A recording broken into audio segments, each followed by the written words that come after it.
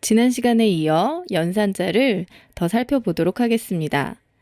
자, 이번 시간에는 비교 연산자를 조금 살펴볼 텐데요. 같다, 다르다, 크다, 작다, 크거나 같다, 작거나 같다 이런 것들을 표현할 수 있는 연산자가 비교 연산자입니다. 자, 비교 연산자는 자체적으로 물어보는 것이 큽니까? 작습니까? 이렇게 물어보기 때문에 답은 네, 아니요, 둘 중 하나밖에 올 수는 없겠죠. 그래서 비교 연산자의 결과는 불린 값입니다. 한번 수행해 볼까요? 자, 인트형 변수 i는 10, 인트형 변수 j는 j도 10 이렇게 한번 해보겠습니다. 그런 다음에 이 결과가 어떻게 나오는지 한번 출력을 해보면 i와 j가 같습니까? 이렇게 비교할 수 있을 텐데요.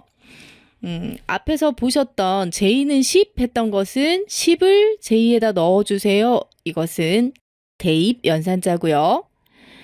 같습니까? 라고 물어보는 것은 우리가 지금껏 알고 있었던 요거, 이퀄, 이 하나가 아니라 두 개를 쓰셔야지만 i와 j가 같습니까? 이렇게 물어보는 비교 연산자입니다. 실행을 해보죠. 자, i와 j는 10, 10으로 같기 때문에 true 하고 리턴을 하고 있는 것을 볼 수 있을 거고요. 자, 그렇다면 i와 j가 다릅니까? 라고 물어보는 비교 연산자예요. 느낌표 equal 이렇게 쓰고 있는 것을 볼 수 있습니다. 자, 이렇게 사용하시면 i와 j가 다릅니까? 이렇게 물어보는 부분이고요. 다르지 않죠? 그러니까 false라고 대답을 하고 있는 것을 볼 수 있습니다. 마찬가지 i가 j보다 작습니까? 이것은 생소하지 않으실 것 같아요. 둘이 같죠. 그렇기 때문에 false를 리턴하고 있었고, 그렇다면 i가 j보다 작거나 같습니까? 이렇게 물어봤기 때문에 true를 리턴하겠죠. 마찬가지 i가 j보다 큽니까? 이렇게 수행하실 수 있으실 거고요. 똑같이 i가 j보다 크거나 같습니까? 이렇게 수행을 해볼 수 있을 겁니다. 이렇게 사용하는 것이 비교 연산자이고요. 아까 보셨던 대입 연산자 i는 10 이렇게 사용하는 것이 단순 대입 연산자입니다. 오른쪽에 있는 P연산자의 값을 왼쪽 P연산자인 변수에다가 저장해 주세요 하는 것이고요. 단순히 대입하는 연산자는 여러분들이 지금껏 사용하셨던 거, 이런 연산자를 단순 대입 연산자라고 하고요. 그런데 대입 연산자가 이것만 있는 것이 아니라 정해진 연산을 수행한 후에 결과를 변수에 저장하는 복합 대입 연산자라는 것도 있습니다. 어떻게 사용하시냐면 i 플러스 이퀄 10 이렇게 사용할 수 있는데요. 이것은 무엇을 의미하냐면 i는 i 플러스 10 이거랑 같습니다. 자, 이 부분은 익숙한 부분이에요. 그죠? i를 10 더해서 i에다가 10을 더해서 이 i라는 변수에다가 넣어주세요 하는 거기 때문에 i는 20이 됐겠죠. 이렇게 쓰는 연산식을 이렇게 간단하게 쓸 수 있는 것이 복합 대입 연산자다 하고 보시면 됩니다. 약간 익숙해 보이지 않아서 조금 생소해 보이실 수는 있을 텐데요. 이렇게 사용하시면 되고요. 아직 이 코드가 익숙하지 않다 하시는 분들은 그냥 이렇게 사용하셔도 됩니다. 나중에 익숙해지시면 조금 코드를 짧게 사용할 수 있으니까 편리할 수 있겠죠.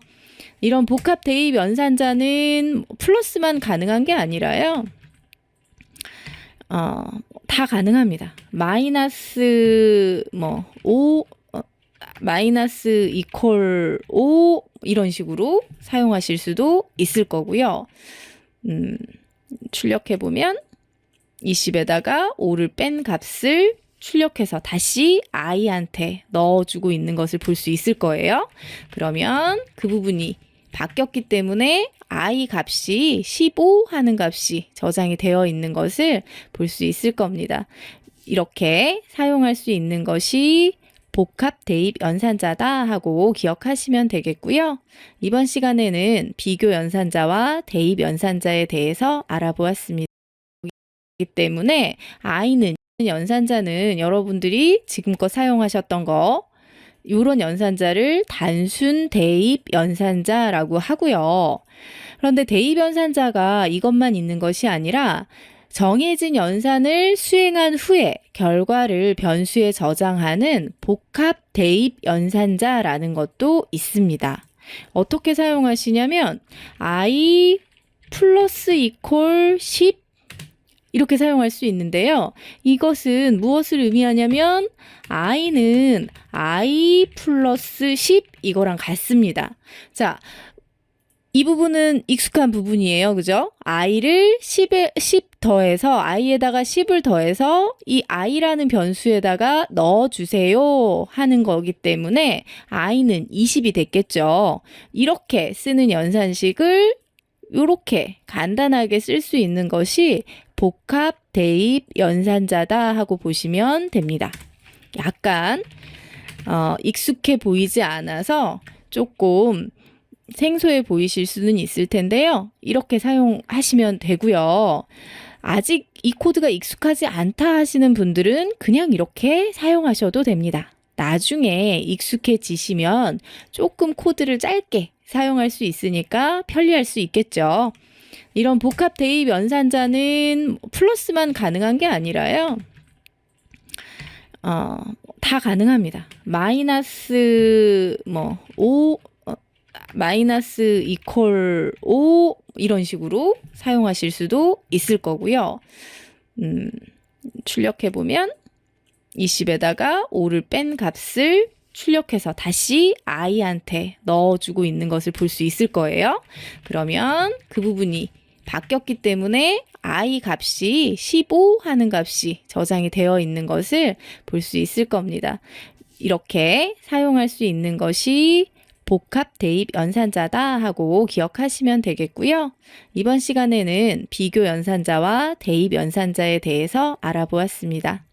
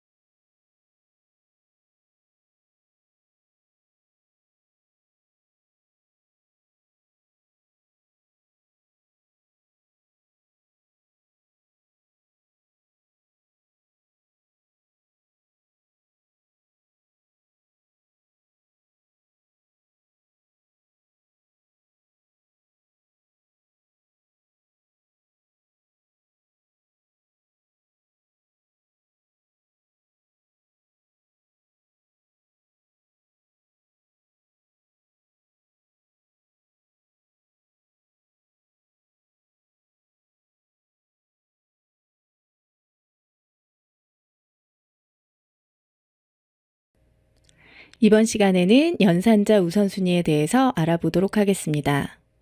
연산자 우선순위란 연산자들이 여러 개 나왔을 때 어떤 연산자를 먼저 계산하느냐 하는 것인데요. 어렵게 생각하실 필요가 없는 게 여러분들이 지금껏 알고 계셨던 우선순위와 크게 다르지 않습니다. 우리 초등학교 다닐 때부터 곱셈이 덧셈이나 뺄셈보다 먼저 계산된다고 배웠었죠? 이런 것이 연산자 우선순위입니다. 그렇게 기억하시면 되고요.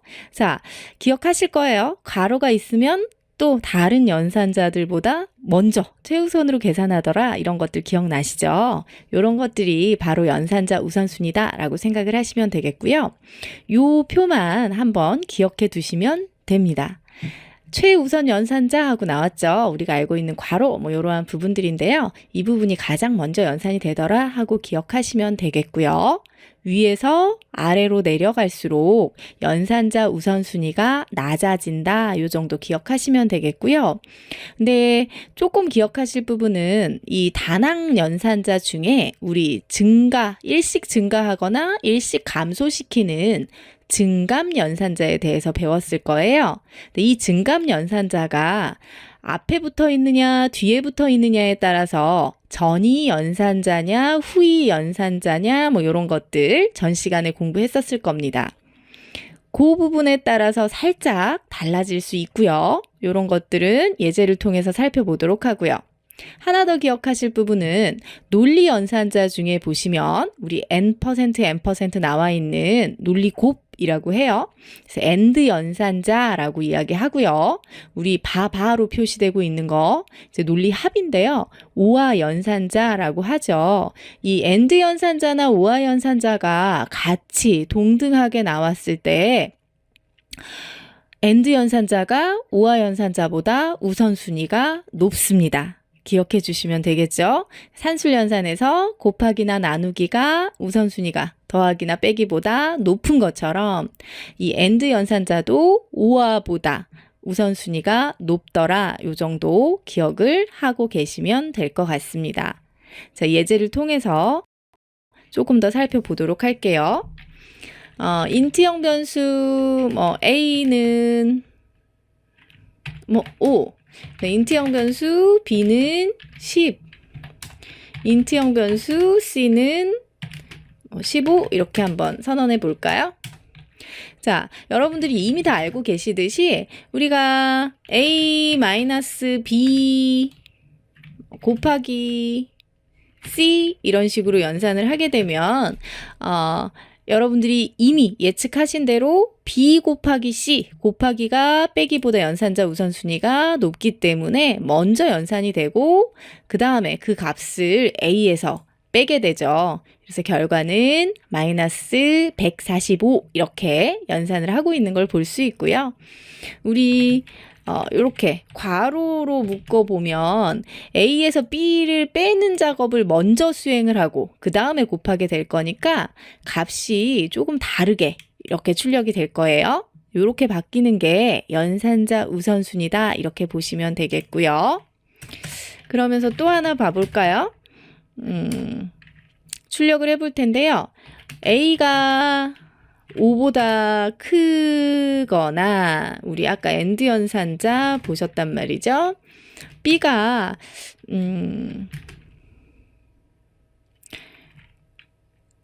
4보다 5보다 B가 큽니까? 지금 이렇게 물어봐요. 자, 이랬을 때 기억하시는지 모르겠는데 지금 현재 A가 5보다 크냐 하고 나오는 이 부분이 비교 연산자이고요. 지금 비교 연산자가 하나, 두 개 나오고 있고 그 다음에 이것들을 연결하는 것이 우리 n% 논리 연산자였죠. 아까 우선순위에 비교 연산자가 논리 연산자보다 우선순위가 높았습니다. 그렇기 때문에 수행을 해보면 결과는 일단은 두 개를 비교해서 결과값을 만들어낼 거예요. A가 5보다 큽니까? 라고 물어봤지만 5보다 크지 않기 때문에 결과는 false 하고 리턴을 했을 거고요.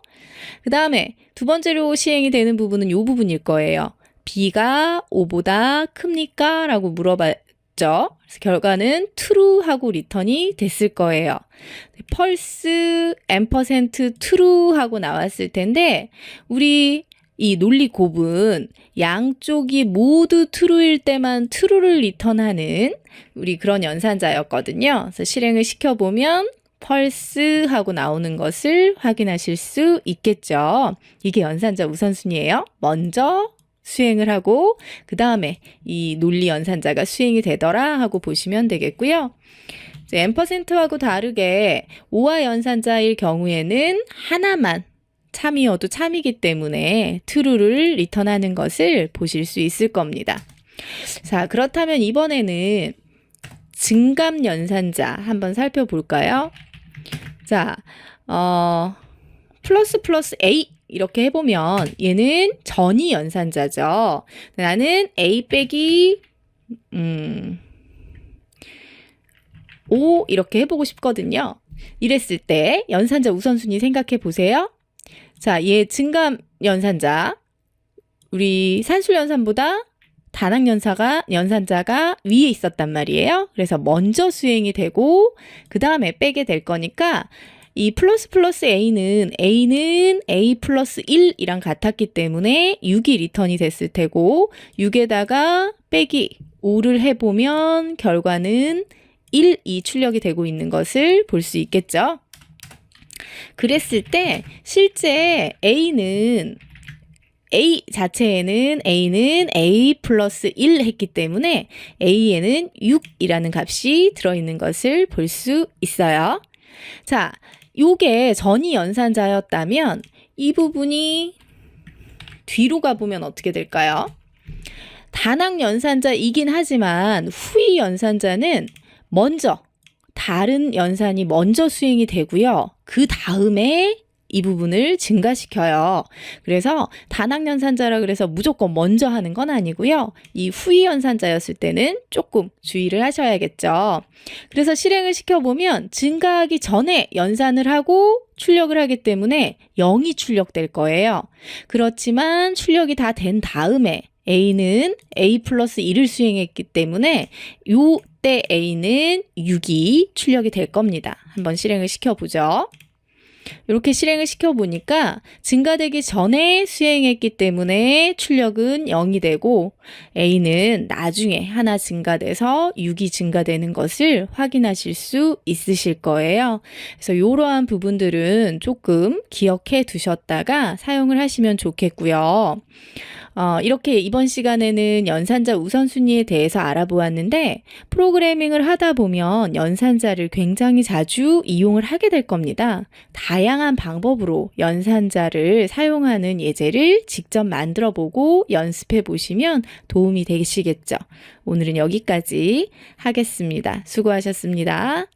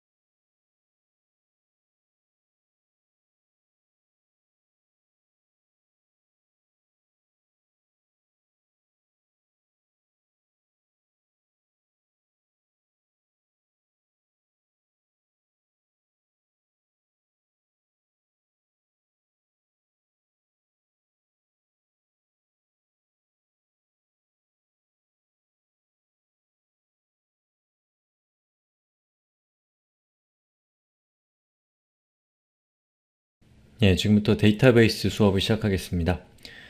데이터베이스라는 말을 듣고 바로 동영상을 끄려는 분들이 분명히 계실 겁니다. 예, 물론 이해합니다. 예, 말부터 굉장히 위협적이죠. 데이터베이스. 그런데 데이터베이스는 자, 첫 번째로 굉장히 중요하고요. 두 번째로 여러분들은 이미 데이터베이스를 사용하고 계시고, 세 번째로 아는 만큼 할 수 있는 것이 또 데이터베이스입니다. 자, 그러면 여러분이 이미 사용하고 있는 데이터베이스를 한번 볼까요? 이게 뭔가요? 엑셀이죠? 예, 엑셀도 일종의 데이터베이스라고 할 수 있습니다. 데이터베이스의 가장 중요한 특성은 바로 구조화된 데이터인데요. 구조화되어 있지 않은 데이터는 이런 식입니다. 예를 들면 제가 좋아하는 곡입니다. 우선 U2의 With와 Without You 정말 좋죠. 뭐 이런 식으로 얘기들이 나오죠. 여러 가지 정보들이 있지만 그 정보들이 산발적으로 흩어져 있을 뿐 무언가 구조화되어 있지 않은 거죠. 자, 대신에 이 엑셀에 정리되어 있는 이 정보들은 예를 들면 곡명은 탈출이고 탈출이란 곡은 4분 35초의 재생 시간을 갖고요. 아티스트는 조동익이라고 적혀 있죠.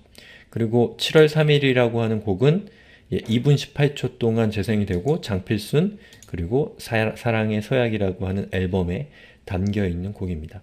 자, 이렇게 데이터를 구조했을 때의 좋은 점은 뭔가요? 자, 우선 첫 번째로 이 데이터를 정렬할 수 있는 것도 장점이죠. 예를 들면 여기 있는 아티스트에 제가 미리 만들어 놓은 이 필터를 이용해서 텍스트 오름차순 정렬을 하게 되면 자, 이 아티스트 밑에 있는 이 각각의 이 데이터들의 이 알파벳상에서의 순서 있잖아요. 그 순서에 따라서 정렬을 해주는 거죠. 내림차순으로 정렬하면 맥시밀리언 해커라고 하는 가수가 제일 밑으로 가고 조동익이 제일 위로 가는 거죠. 자, 그리고 정보의 종류에 따라서도 검색을 할 수가 있는데요. 예를 들면 자, 여기서 이 탭을 클릭하고 제가 여기다가 바다라고 하면 자, 여기 앨범 컬럼 밑에 있는 데이터 중에 바다라고 하는 정보만을 검색할 수가 있는 거죠. 곡명에 있는 바다는 배제할 수가 있게 되는 거이고요.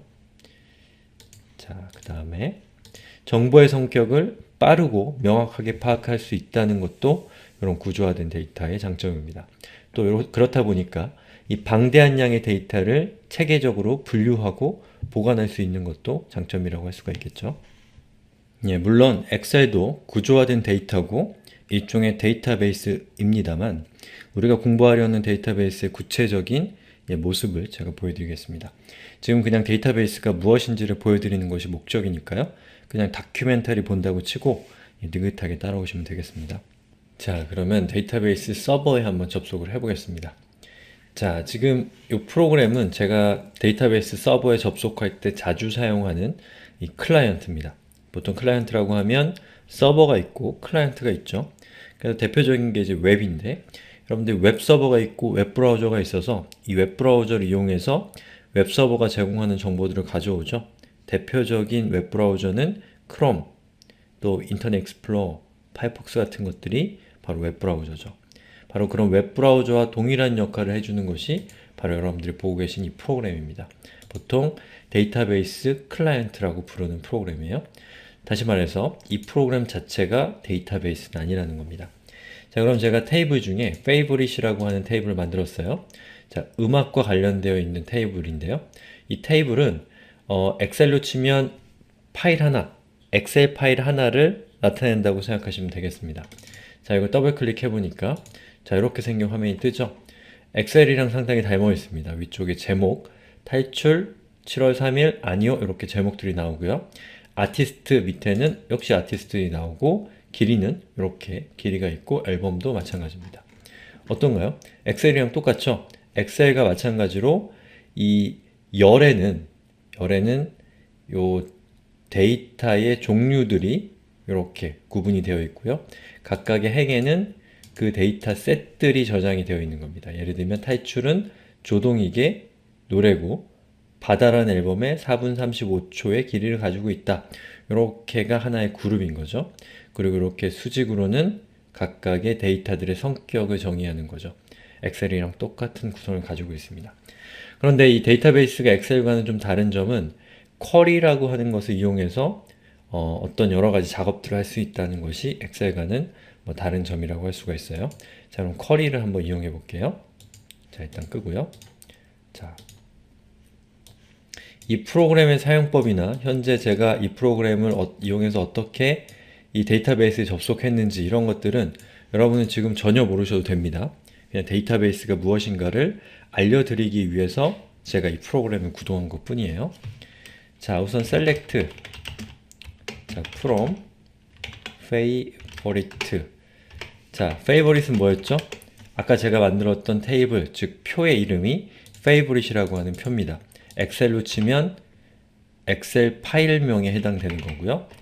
select는 뭐냐면 요 favorite이라고 하는 테이블, 저 표 안에 있는 정보들을 열람하겠다라는 뜻입니다. 자, 그러면 run을 한번 시켜볼까요? 그럼 밑에 보시면 그 결과가 이렇게 나타나죠. 그래서 이 favorite이라고 하는 테이블, 저 표가 가지고 있는 모든 정보를 다 가져오는 겁니다. 근데 만약에 제가 이 중에서 아티스트랑 길이에 대한 정보만 가지고 오고 싶으면 이렇게 하면 됩니다. 자, 아티스트 길이라고 하고 run을 해주면 보시는 것처럼 이 select와 from 사이에 있는 아티스트와 길이에 해당되는 컬럼 값들만을 가져오는 거죠. 만약에 제가 여기 있는 정보 중에 딱 두 개만 가져오고 싶으면 lit 요거는 정보의 그 양을 제한하는 건데요. 2라고 적어주고 실행해보면 보시는 것처럼 두 개의 정보만이 표시가 된 것을 확인할 수가 있습니다. 자, 그리고 자, 제가 만약에 길이 순으로 정렬을 하고 싶다. 그러면 order by 길이 라고 하고 요거를 run을 시켜보면 보시는 것처럼 2분 18초, 3분 55초, 4분 22초, 4분 35초 이렇게 길이의 순서에 따라서 정렬이 된 거죠. 예.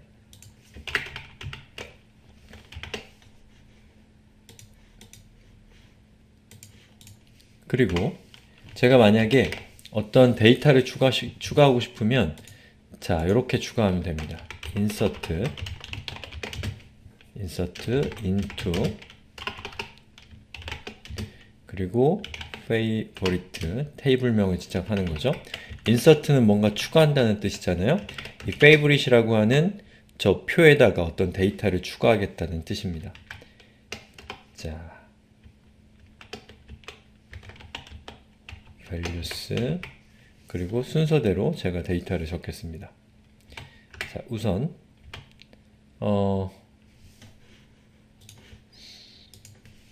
자, 여기 있는 첫 번째 순서대로 저는 입력할 거예요. 자, 제목 부분에다가 꿈이라고 적고요. 그리고 아티스트는 제가 좋아하는 조용필. 자, 길이는 4분 47초. 그리고 앨범은 The Dreams 라고 하고 이걸 실행해 보면 자, 보시는 것처럼 로우가 하나 추가됐다고 나오죠. 자, 그리고 제가 다시 아까 그 select 문을 이용해서 그 테이블을 favorite 해서 실행해 보면 자, 조용필의 꿈이 추가된 것을 확인할 수가 있습니다. 이렇게 생긴 명령을 이용해서 테이블을 추가할 수가 있게 되는 거죠. 그러면 추가하는 것도 있으니까 수정하는 것도 있고 지우는 것도 있겠죠. 요 각각의 구체적인 이 명령어, 다시 말해서 쿼리라고 불러요. 이 쿼리의 사용법은 또 다른 시간에서 우리가 자세하게 알아볼 거고요. 중요한 거는 이 쿼리라는 것을 이용해서 데이터를 추가하거나 삭제하거나 변경하거나 아니면 조회하는 작업들을 할 수 있다라는 것이죠. 예. 물론 데이터베이스는 아주 심오하고 복잡하고 어려운 면이 있습니다. 하지만 지금 보시는 것처럼 이 정도의 지식만 가지고도 여러분들이 엑셀을 쓰는 것과는 다른 형태의 여러 가지 가치들을 줄 수 있는 것이 데이터베이스이기 때문에 여러분들이 데이터베이스를 공부해 두시면 두고두고 도움이 될 겁니다. 특히나 제가 생활 코딩이라고 하는 이 활동을 처음 기획할 때 제일 먼저 했었던 게 뭐냐면 저희 직장 동료들을 회의실에 제가 거의 반강제적으로 모아놓고서 프로그래밍 강의를 했어요. 그때 했던 강의가 바로 데이터베이스 강의였습니다. 왜냐하면 저희 회사는 사내에 이 데이터베이스가 설치가 되어 있었고, 그 사내 인트라넷 있잖아요. 그 웹 인터페이스 있잖아요. 그 웹을 통해서 여러 가지 정보들을 사내에 축적하고 있었거든요. 근데 그 정보들을 보통 여러 파트에서 활용하게 되는데, 어떤 정보가 필요할 때마다 개발자에게 요청을 하면 개발자는 그분들이 보셨던 요런 활동들을 하기 편하도록 하기 위해서 짧게는 하루, 길게는 일주일, 뭐 정말 좀 큰 규모라고 하면 한 달씩이나 그렇게 많은 시간을 들여서 무언가를 개발해야지만 되는 그런 어려움들이 있는 거죠. 근데 만약에 여러분이 직접 데이터베이스를 핸들링해서 데이터를 수정하거나 아니면 자신이 필요한 데이터를 가져올 수 있는 능력을 습득하고 계시다면 굳이 개발자를 통하지 않고도 여러분들이 중요한 정보들을 여러분 입맛대로 가져올 수가 있게 되는 거죠. 특히나 이런 리포팅, 보고서를 자주 쓰는 부서나 아니면 이 사내에 흩어져 있는 여러 가지 정보들에서 어떤 인사이트가 필요한 이 경영자들이라면 저는 데이터베이스를 꼭 도전해 보기를 권유합니다.